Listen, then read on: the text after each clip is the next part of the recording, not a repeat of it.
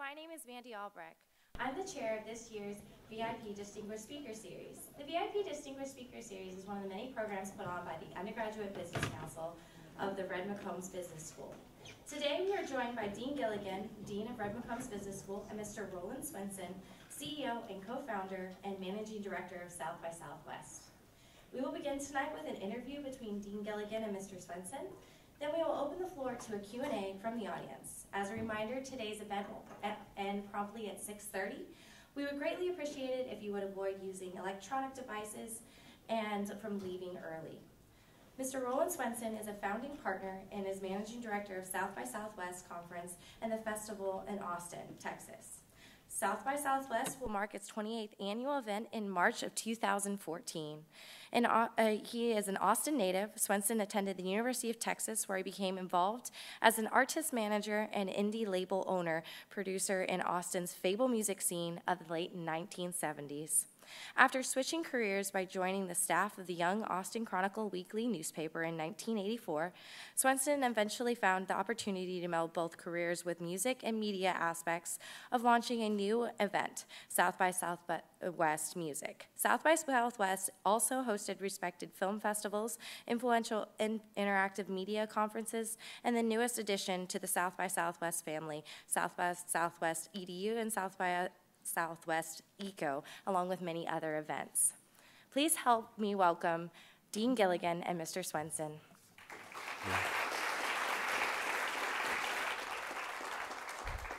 Thanks, Mandy. Can everybody hear me okay?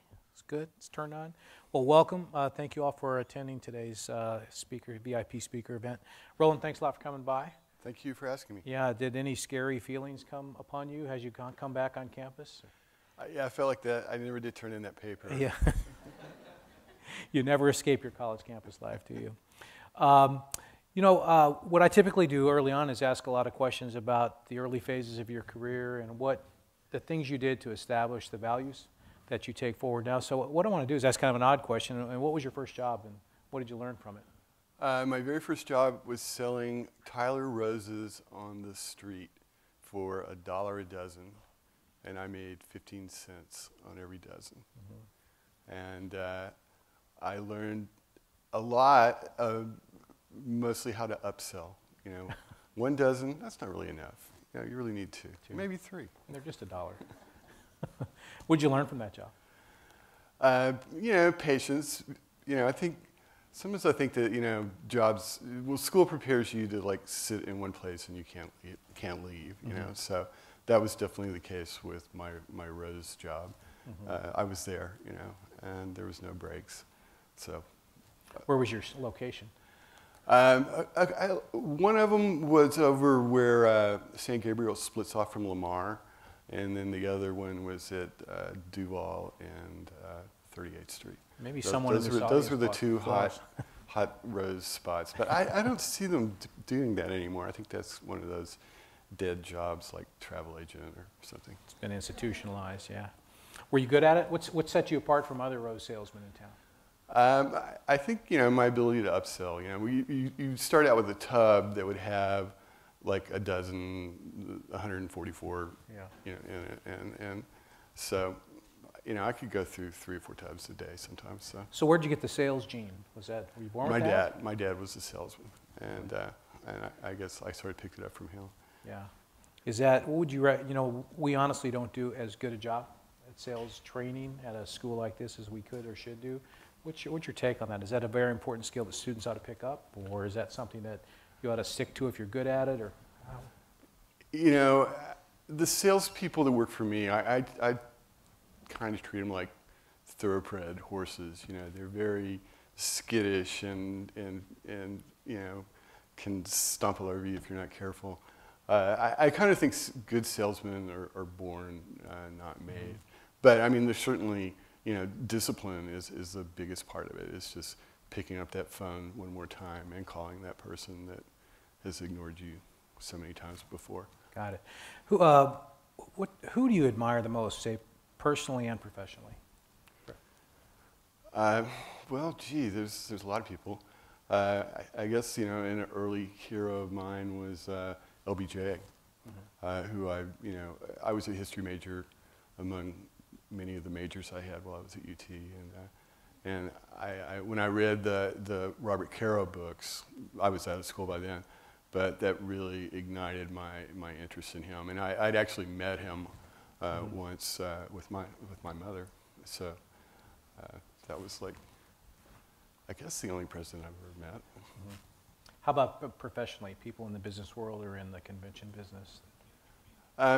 Well, we were talking about Roy Spence from GSD&M, who I've gotten to know better over the last couple of years, and he's just an amazing guy because he's really has a million ideas and knows how to express them in a way that is contagious. Mm-hmm.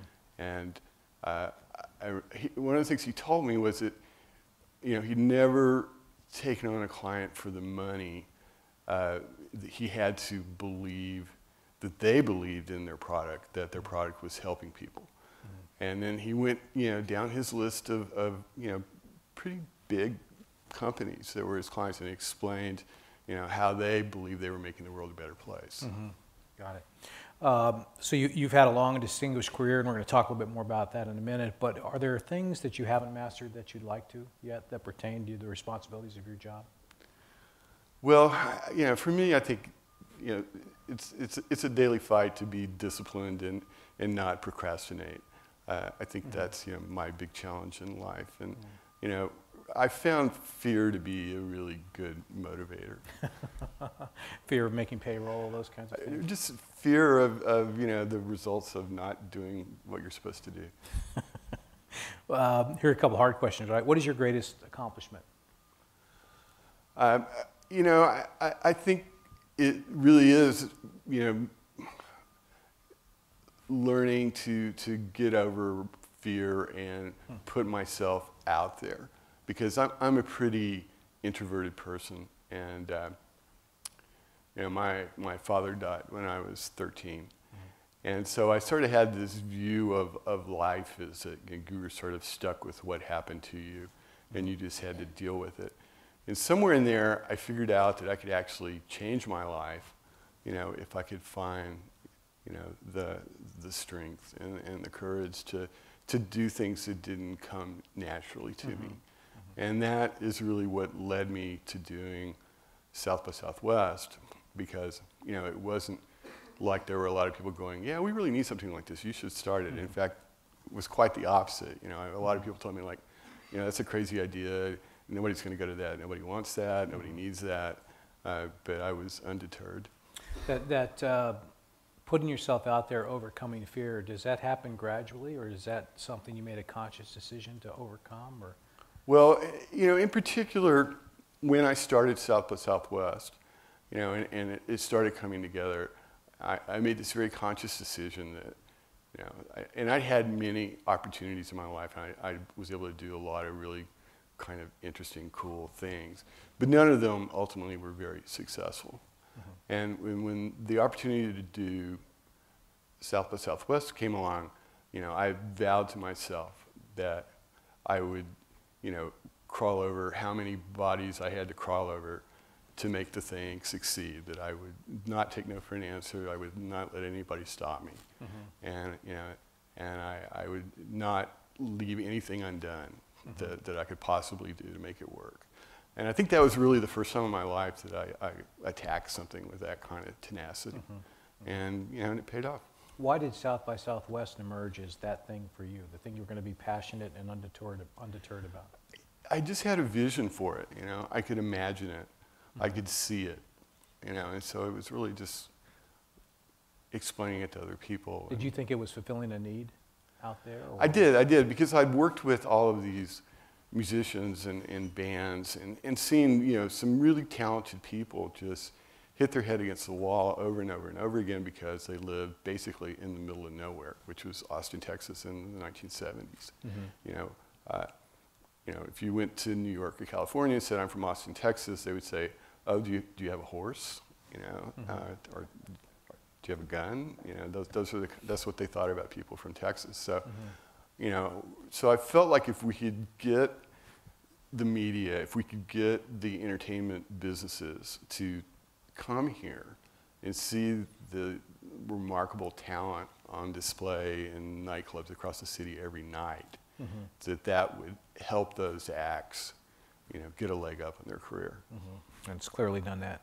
Now the hard question, what's the biggest mistake you've ever made in your career? The biggest mistake I ever made was lying on TV. Hard to get away with that, isn't it? Well, what happened was that I was accused of something that I didn't think I did, but I thought probably somebody at the company had done that. And instead of saying, well, I don't know anything about it, which I felt would be really wishy-washy, I said, yeah, we did that, sure, and we do it again. And then it turned out that we didn't really do it. And the problem was that, you could see, when I saw the tapes later, I could see that I was lying, and everyone else could too. Now, they didn't know why I was lying. They didn't know I was lying about something that I actually didn't do. But, that didn't matter at that point. I hadn't told the truth, and it really bit me on the ass. And you rectified that, I take it, or? I don't ever lie to the press again. You're not lying now, are you? I'm not lying now. Yeah, this is a hard question to ask you because, and this is a question about what South by Southwest and what you as a CEO of South by Southwest do differently to set yourself apart from competitors. But I'm not sure I know who your competitors are or what industry or category you consider yourself in. So could you talk a little bit about that industry, who you think are your competitors and why you do well relative to them?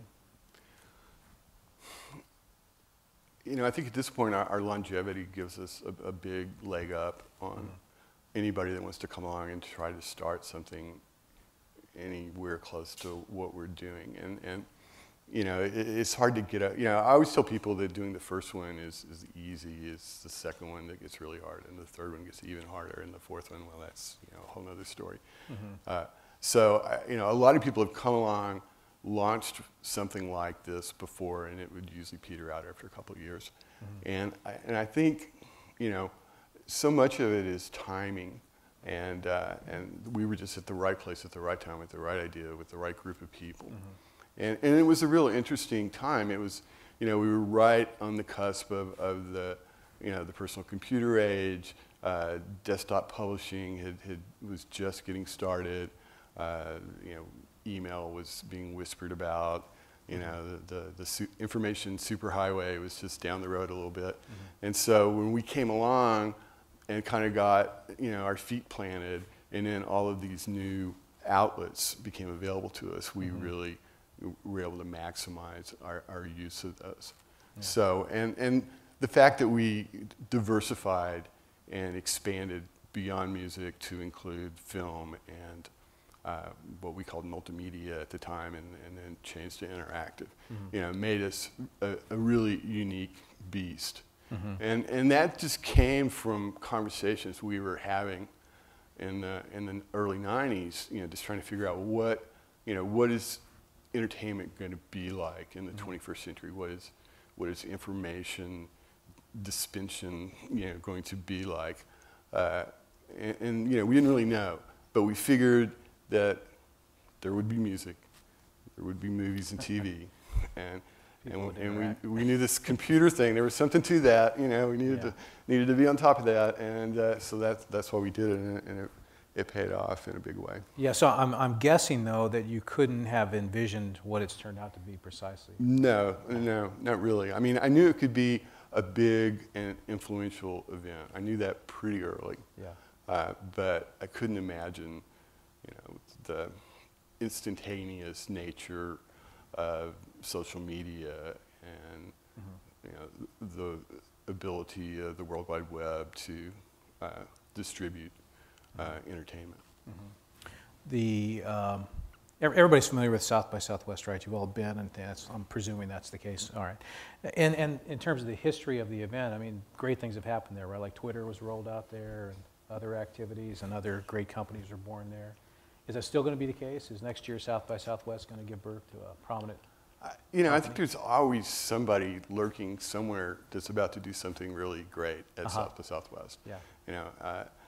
Whether we recognize them or not, that of course is the question. But people come to South by Southwest and are part of the official program. And then there are people that just come and try to make something happen. And frequently those are the ones that you read about the following year. Yeah. Or the people that nobody knew who they were while they were here. Yeah. They just explode, right? Yeah. Based on their exposure at South by Southwest.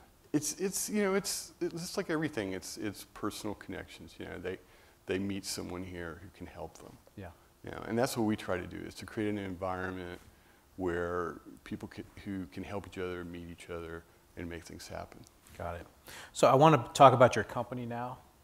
And this company is a for-profit private company, I take it? Yes. And it has and I presume it has a corporate culture. How would you describe the corporate culture?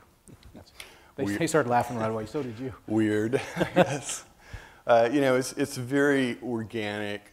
It's very bottom up in terms of, I like to listen to the employees because I figure they know more about their job than I do.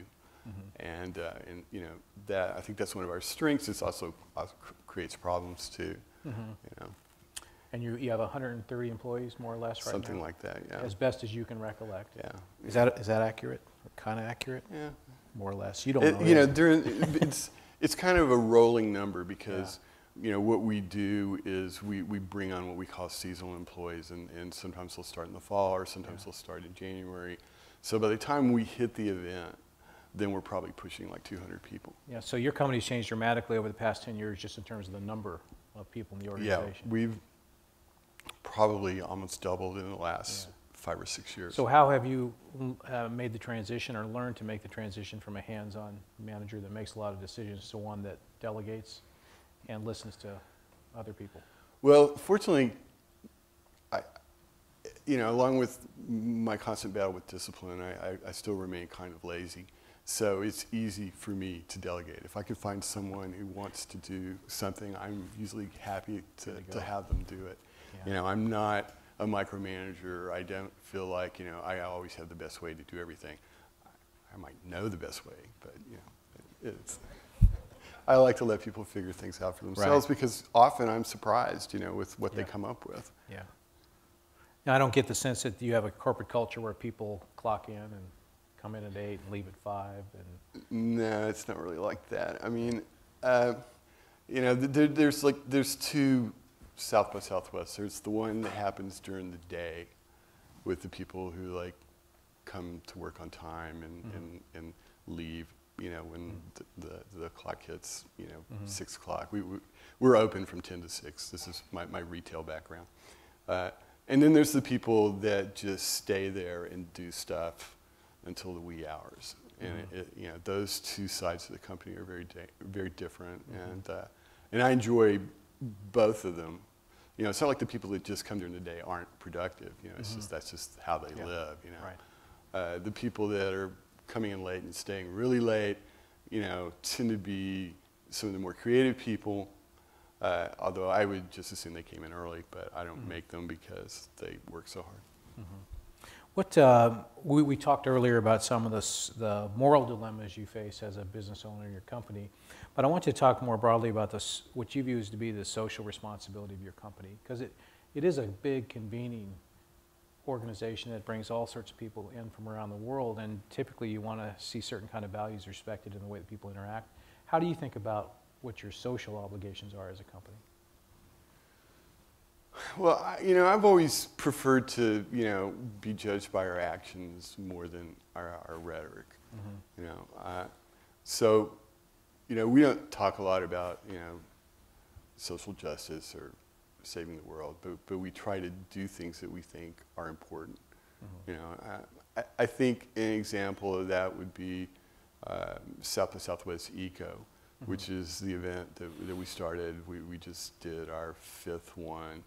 And it's about sustainability and the environment. And we wanted to create a platform for people who are in industry, who are activists, who are technologists, who are politicians, from really a wide spectrum to come together to try to come up with practical solutions for, you know, the arguably greatest danger that we're all facing, imminent climate change. So that in I guess the EDU platform as well has a... Yeah, that's been a real exciting development for us. We started South by Southwest EDU. I think we're about to do our 4th one this year, 5th one, I'm told. And it's been the fastest growing new event we've done. And we really found this sweet spot where, you know, technology and education are really coming together in a lot of really dynamic and exciting ways.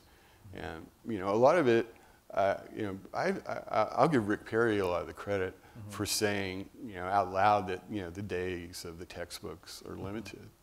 And, you know, that freaked out a lot of people, especially in the publishing industry. But then, you know, the Texas Education Agency started putting some real practical things in place to start moving in that direction. And that was really the spark that caused us to jump into this, was that suddenly there was a network of people that we could reach through the TEA and other means that were all involved in this really exciting new process of, you know, revolutionizing education. You know, and one of the exciting parts of that was just the idea of collaboration, where you know, a teacher in El Paso could work on a physics lesson plan with another teacher in Baytown that they never met, but they were facing the same issues and had the same material that they were trying to present. So, you know, I think that's a real, you know, exciting development. Yeah. What about the culture at South by Southwest? My sense is that your employees would have strong views on the social reputation and actions of the firm. Yeah, we fight a lot about stuff like that. You know, we're fighting right now about sponsorship and, you know, where do we draw the line on, you know, which companies we're willing to be associated with, and you know, some are very certain that they're correct and that others are incorrect. So, but we, you know, we fight, and we, you know, sometimes you win and sometimes you lose, and hopefully the result is good. Yeah. Are you the dictator, or do you vote on what you're going to do along those dimensions? I think I'm the ultimate yes or no, but I don't always exercise that option. Sometimes I just see how things play out. Yeah. And that kind of makes people crazy a little bit, but that's why I pay them. That's right. Got it. I'm going to ask a couple more questions, and then we're going to open it up to questions from the audience. These questions are more around advice you might think about giving students, and the first one is kind of, what's the best piece of advice that anyone ever gave you? One of my mentors was this guy from Nashville who was, like, you know, went way back in country music history, and his father had a novelty song called Phantom 409. I don't know if anybody's ever heard that or not, but anyways, one of the things he said to me was, Roland, always keep young people around. Always keep them around and listen to them. And you know, and I took him at his word, and that is something that I've found to be one of the most valuable things that I've done, is to always be bringing in new young people who have a different take on it, and, you know, come up with new ideas, new ways of doing things. Yeah. What makes a person stand out to you when you evaluate them, say, for employment or other reasons? You know, so many of the people that we hire have some kind of prior relationship with us. You know, we have a big volunteer program where people put in hours in exchange for getting credentials. And then we also have a pretty big intern program. Well, we have like 50 interns. So most of our hires will come from people that we already know are going to show up and are going to work hard. So that's, you know, that means we have a pretty high retention rate of the people when we finally do say, okay, yeah, you got a permanent job here. You know, we keep, I think, a pretty high percentage of those compared to a lot of companies. But, you know, I look for people who would probably come work there, you know, no matter what it paid or what the hours were. You know, they just want to be part of it. Yeah. You know, and that's something that you can just kind of tell from talking to them. They resonate with the mission of South by Southwest. Yeah. So what kind of people does it attract? People who are invested in the creative process, or what? How would you characterize those types? You know, I mean, there's so many different types of work that we do. I mean, you know, I mean, basically we're all sitting in a desk in front of a computer all day. You know, I hate to break it to you, but that's what working at South by Southwest is like. You know, most people think it's a lot more glamorous than that. For me, it's pretty glamorous, but you know, you know, we've been really fortunate that we just found these really talented, driven people who you know, believe in what we're doing and just don't give up. Got it. What surprises you about your job now? That I still have it. I don't know. I mean, that part of the culture is that we never take it for granted that we're going to get to do South by Southwest again next year. You know, because you know, we've seen. You know, you were asking about other potential competitors. Yeah. You know, we've seen some really large successful events just crumble in 2 or 3 years just from a misstep or two. So, you know, and we're peculiarly vulnerable in that we sort of exist by consensus. You know, no one makes the nightclubs participate in what we're doing. Nobody makes the theaters be involved in what we're doing. But there's enough people in Austin that think it's a good thing that South by Southwest exists, that they're willing to collaborate with us to make it happen.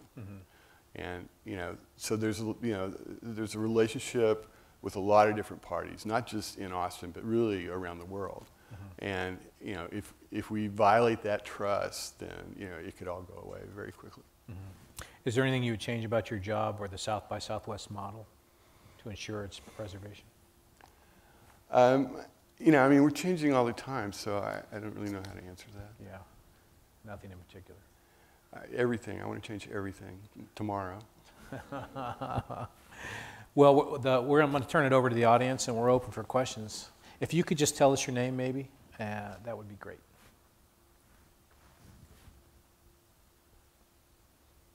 Please, yeah.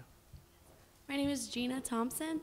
Speaking of change, what direction do you think South by is heading in? Like, what changes can we expect to see within the next couple of years?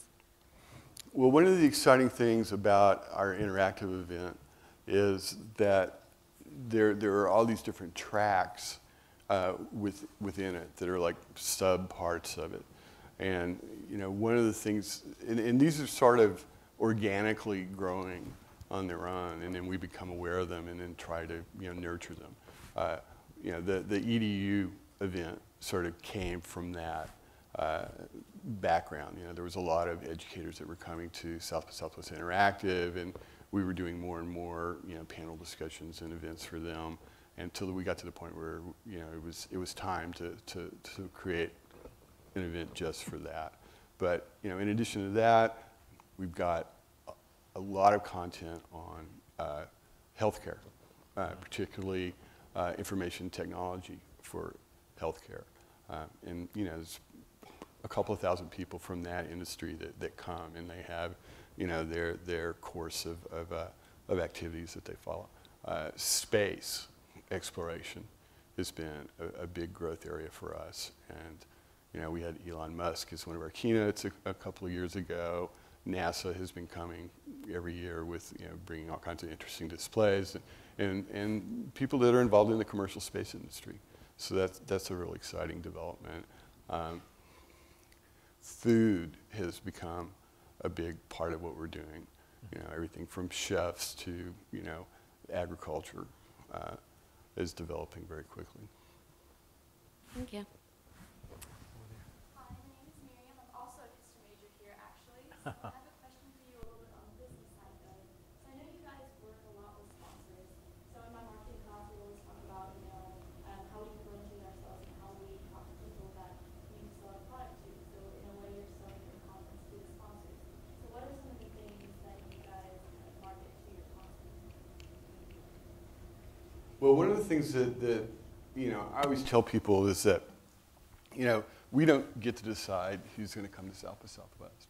And we don't get to decide who wants to be a sponsor of South by Southwest. They have to make that decision. And then the challenge for us is to find those people that want to do something and then tailor activities to meet their goals. And you know, if you can do that, then that's how you make a deal with sponsors. You know, we're going through a period right now where we're trying to figure out, you know, what are the limits to the kinds of companies we want to have involved as sponsors of South by Southwest. You know, from my background in publications and selling advertising, you know, I sort of have an attitude, if somebody wants to buy an ad, you sell them an ad, you know. But there's another side of it, which is, you know, what does our association with any given brand, you know, how does that reflect on us, you know, and what are, you know, what are the limits, you know. If you want to make a moral argument that a company has unfair employment practices, is exploitative, then all you have to do is pull out your cell phone and take a look at it, and you're looking at a company just like that. Thank you. No other, please. Mr. Swenson, thank you for coming. You talked a lot about the unique business structure and corporate model of South by Southwest. Given that, what would you say you look for most in potential applicants? And would you say that you draw interns mostly from people who have volunteered with South by Southwest? Well, they really kind of come from two different directions. The interns, we require that they're a student and that they're getting some kind of course credit for it. The volunteers is kind of a culture unto itself of local people who just want to be part of the show, you know, because it's fun to be part of the show. And a lot of them, you know, are people that worked in music or theaters or, you know, whatever, and they have their job they do all year long, and then once a year they, you know, pull out the mag light and the tool belt and they go work on South by Southwest, and then that's, you know, that's how the volunteer thing really is at its core. You know, in terms of what kind of people we're looking for, you know, probably, you know, the tech positions are the thing we're always searching for, you know, people that know Ruby on Rails and Drupal and things that I don't understand. I'm always looking for people who know stuff that I don't know, you know. Great, thank you. Please.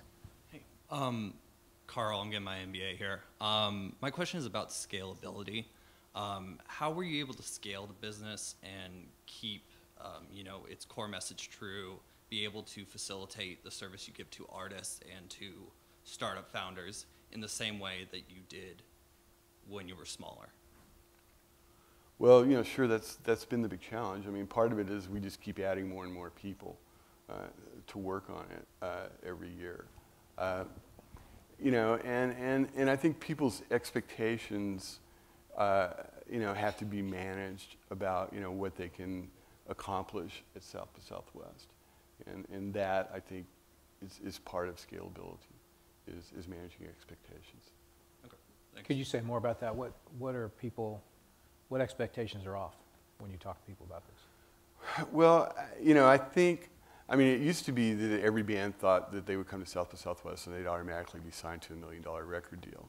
Or now, you know, there's a lot of people that think, well, if I go to South by Southwest with my product, I'm going to be the next Twitter, you know. So, you know, what we have to do is sort of focus them more on the basics of just networking, you know, doing as much as you can to get, you know, your name out and your, you know, and make new contacts. You know, that's what, basically we're in the business of introducing people to each other. Right. Not creating the kind of outcomes that we saw on Twitter or... Yeah, when this happens, it's great, but it's nothing we can promise. Yeah, it's know? not part of the warranty. No. Great, thank you. Please. Yeah, hi, my name's Matt. Thanks again for coming. My question was related to like music in general, but so if you could have any dream like headliner, either like current or past, performing during South by Southwest, who would it be? You know, that's one of the things that just blows my mind, is that we've gotten so many people like that. Like, you know, when we had Bruce Springsteen, people said, how did you get Bruce Springsteen? And the answer is we asked him 25 years in a row, and he finally said yes, you know. But also, he had a reason to do it. You know, he was launching a tour you know, he'd lost Clarence Clemens, and everybody was like, well, will it still be the E Street Band without Clarence? And he needed to show everybody that it would be, and honor Clarence at the same time. So, you know, he came here to do that, and it was very successful.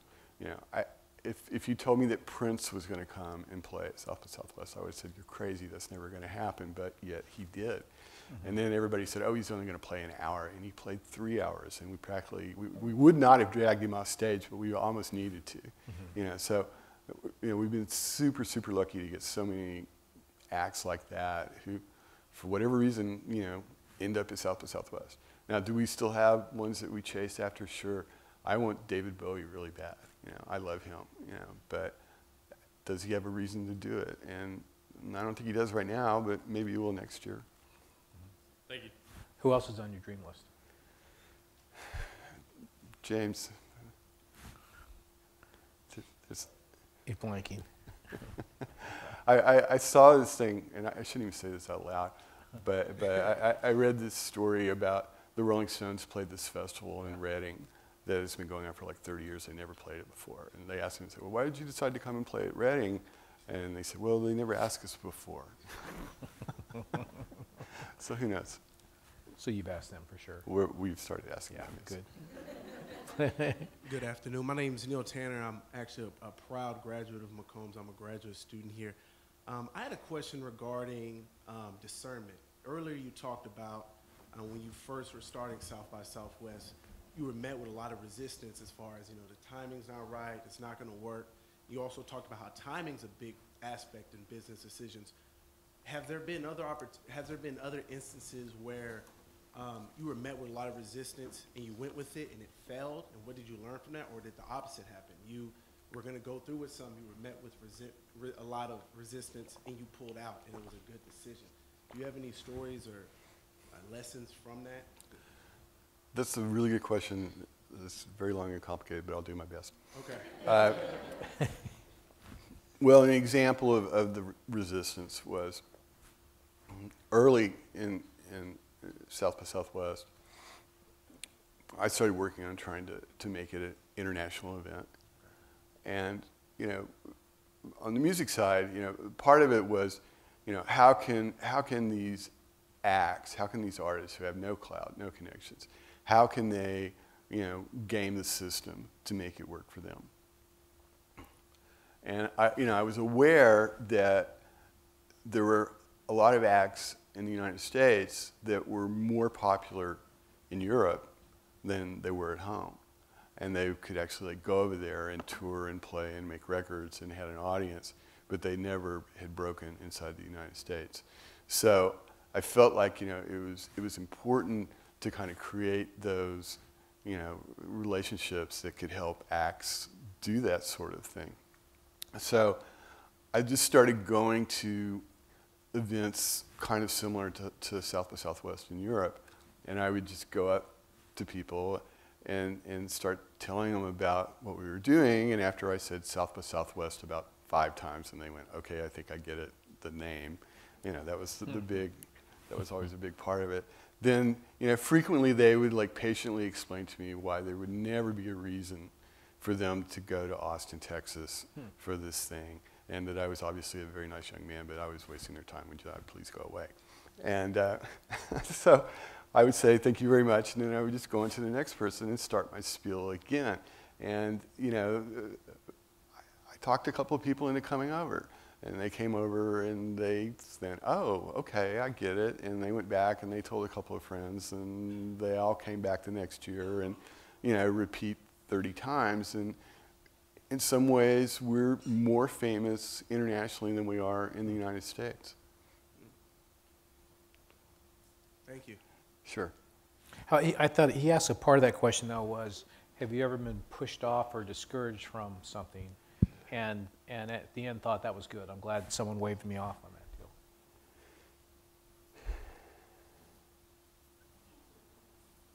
deal. I'm sure that happens every day. Don't know. Let's go over here, please. Hi, my name is Chandler Nunez, and my question was, do you have a session or a showcase that you consider your favorite over the years?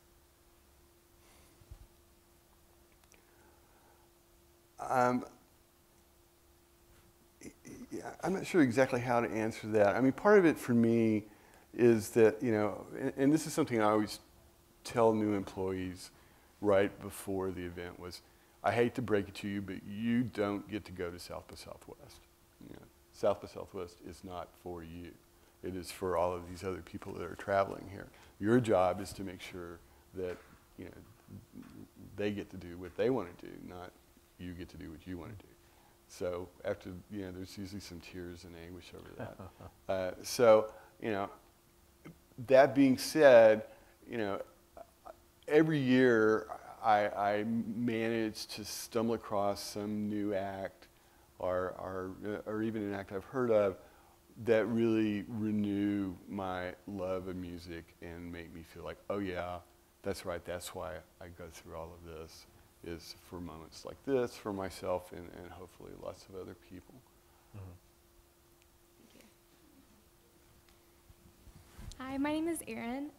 So you've seen a lot of cool artists and startups kind of get discovered at South by Southwest. So my question was, what's been your favorite moment of discovery? You know, I think like most recently, I saw this act from Australia, this guy named Kieran J. Callanan, who is just the most fascinating, bizarre performer that I've seen on stage, and I can't remember when. And he's you know, got a very cult following, but he's like incredibly charismatic. You just can't take your eyes off of him. And hopefully he'll be back again next year, and hopefully all of you will have bought his record or his download or whatever within the next few years. So, but that's just an example of, you know, the kind of stuff that I'm fortunate enough to stumble across.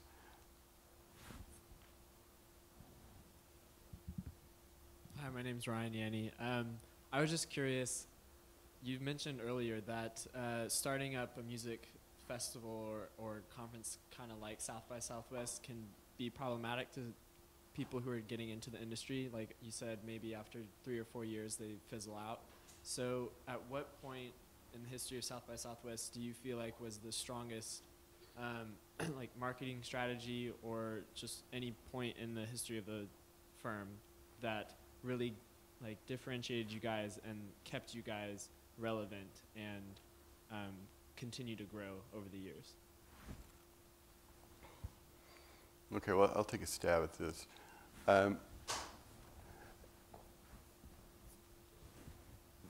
Essentially, we got our start by coming up with the name and the idea, and we got a little money together, and we mailed out physical snail mail, mailed out a brochure, and then people started sending us checks, and then we took those checks and we cashed them, and then we printed another brochure, and we mailed those out, and then people sent us more checks.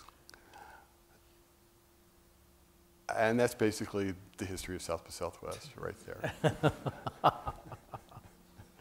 Now, among the things that we did, I think that made a difference was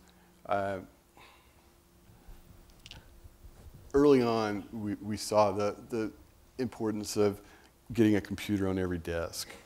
You know, that was a big step for us that I think gave us an edge over everybody else, because nobody did that then.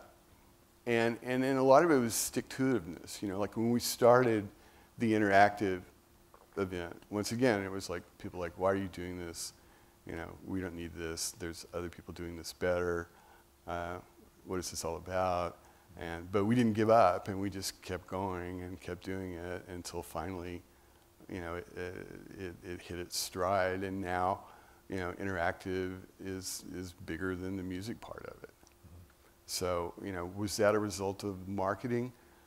Yes, but it was really just seeing a need before other people did. Thank you. Please. I wanted to ask you, what do you think is the future of events? On the one hand, I get invited to online video conferencing every day. That is a little bit interactive. On the other hand, we've got the TED conferences, which are kind of a bit different. What do you see as the future of business events? Well, you know, I really admire TED. You know, it's amazing what they've done, and you know, but we're not TED, and we're never going to be TED. We're more like, you know, TED is like, you know, a jetliner, and we're more like a Greyhound bus, you know, or something like. We can hold a lot more people, maybe. So, you know, I think that's a good question. You know, will the virtual supplant the real? You know, and that's kind of an open question. But I still think that, you know, from all I've seen, you know, the more powerful communication technology becomes, it only increases the need for face-to-face, person-to-person, voice-to-voice, you know, interaction. It doesn't take that away. So I think it, you know, I think there will continue to be business events just because there's a need for that. And will there also be all of these other ways? Yes.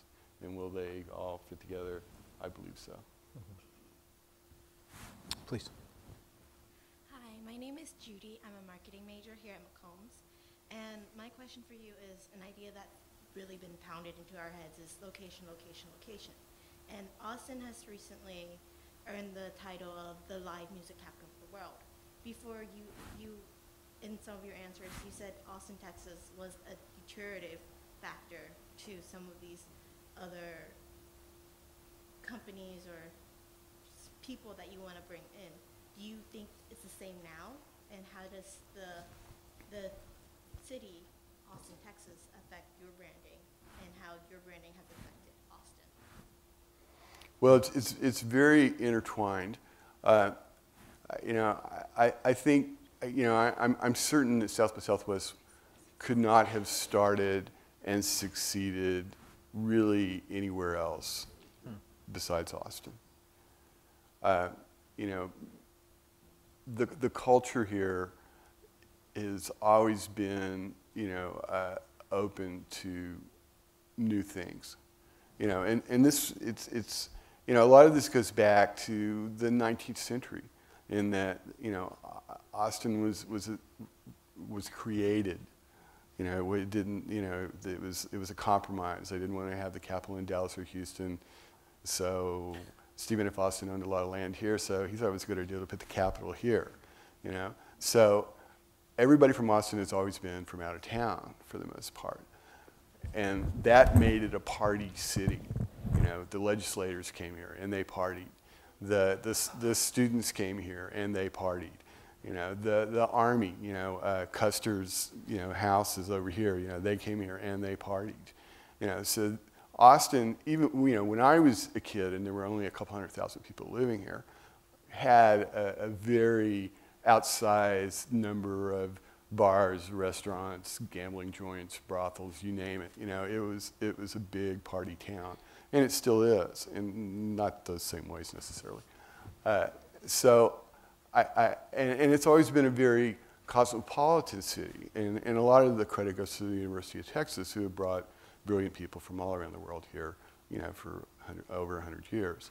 So, you know, there was this very unique thing happening here, and as a native, you know, growing up in it, it made me appreciate it and see that it was something that could be extremely attractive to visitors who worked in arts and communication. There was more to your question. What? It was a good question. What help me here. Help me here. No, I was just wondering how you felt the title Austin, Texas has affected. Yeah. Now, you know, Austin has changed so much in the last 10 years. And, you know, one of the things that makes me crazy are all the people that complain about, oh, Austin, you know, just isn't as good as it used to be when I moved here 3 years ago. So, but it was that way even when I was a kid. You know, when I was a kid growing up in the 70s, it was like other people, oh, you should have been here in the 60s. And that was really fun, you know. And I'm sure that goes all the way back to, 1849 or whenever they started Austin. You know, I think Austin's at a real crossroads right now in that, you know, we've got all of these problems that every big urban city has to deal with. And we didn't really have to spend a lot of time and energy thinking about them before because, you know, there was always something else to do, you know. There was always another party or bar or movie or show to go see. But now, you know, it's the infrastructure is really being overwhelmed by all the people that want to move here because it's such a great place to live, you know, especially the summer. The summer is so great here. So you know, that worries me. You know, does Austin have the same cachet now that it did? Maybe not. Is it going to lose it even more? Possibly. Although I like to believe that there are a lot of thoughtful people here who will, you know, take steps to keep it weird or however you want to describe that. Mm-hmm. Thank you very much. Sure. Please. My name is Vianney, and I'm currently a 5th year in the MPA program. And my question for you, and I know we've all kind of asked a variation of this question, is if you could narrow it down to one thing, it's just kind of mind-blowing how successful South by Southwest has become. What would that be? Would it be the city of Austin because it's such a college town? If you tried to do this somewhere in LA, do you think, you know, the success would be as big? Or what would it be? Because, I mean, the market would be there in LA, you know, for all those artists who want to become big. So what would you say that would be? Luck. That's all it was. We were just lucky, you know. It didn't have to succeed. It had every reason in the world not to succeed. But, you know, we were lucky. And we were also extremely stubborn, you know, and just kept going at it. So in terms of the factors that made it a success, I think those are the primary ones, stubbornness and luck. Were you first to market, or were there other? No, like all great ideas, we stole this idea. Good for you. You know, there was an event in New York City called the New Music Seminar that I had attended when I was in the music business, and I used to go, and it was a very productive thing for me, you know, when I was just in the business. And so I was part of a group of people in the music business, if you could call it that here, who started meeting with the Chamber of Commerce on how to kind of preserve and expand, you know, the music in Austin. And so, like every Chamber of Commerce, you know, they went to the New Music Seminar in New York and said, why don't you come and do one here in Austin? And they flew down here and they met everybody and they went all around and said, yeah, we could do that. And then they bailed. And at that point, we kind of stepped up and said, hey, we'll do it. We got this. And a lot of people, you know, looked at us funny, but they went along with it. That was part of the luck. We have time for one more question. Great. My name is Tipton Horn. I'm a second-year MBA. A few classmates and I started the Live Music Association last year, a new student organization, so it's really an honor to have you here. So you talked about how you've grown organically, and I think some critics might suggest that South by Southwest has grown organically out of control. Also, you mentioned kind of that 3 years ago things were cooler. I've been hearing some people make those sort of arguments about South by Southwest, and that, you know, the focus is sort of shifted organically, I suppose, from maybe the music to large corporations, you know, just including this in their marketing spend. And I've been to South by Southwest the last 3 years, had an amazing time, and I'm just curious how you would respond to that criticism, and what do you do to keep the focus on the music? Well, a couple of things. Yeah, South by was great in 1992. I would love to go to that event again, but it's just not going to happen. Part of it is what I said earlier, which is, you know, we don't really get to decide who comes here. You know, they make that decision. And that goes all the way from individuals who want to attend to companies that want to come here and market. And, you know, for every company that we make a deal with to, you know, collaborate with us and help us pay for the things that people like to do, you know, there are as many that are coming here and guerrilla marketing us, ambush marketing us. And it becomes extremely difficult to tell the difference between, you know, the ambush marketers and the people that are working with us. So, you know, if I could wave my magic wand and make all of that go away, I would, but I can't do that. So what I try to do is make it work as best I can, you know. And yes, South by Southwest has grown and changed, but I don't buy into the argument that we've, you know, lost our way or abandoned our original mission, because, you know, I was there at the beginning, so I remember what it was. And it really was to create a marketing platform for people with good ideas. And at our core, that's still what we do, is we provide an opportunity for people to come and, you know, jump on our jungle gym and do the best trick they can, you know, before they have to go home again. You know, and that's all we know how to do. Outstanding. Thank you. Sure. Mandy? Thank you very much, Dean Gilligan and Mr. Swenson. Thank you for taking your time out of your schedule to speak with our students. I know that we will be able to take your lessons and apply them to our own lives.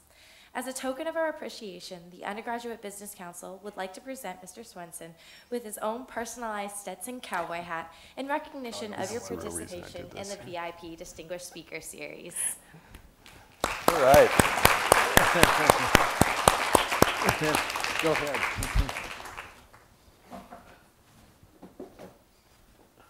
Thank you so much. Thank you. Thank you. Try that on. Okay, where's the front? Okay, here we go. Fits perfectly. Can we get a motion real quick? Hey, thanks a lot, guys. You guys were a really interesting bunch, and I enjoyed doing this, so thank you for coming. Thank you, Roland.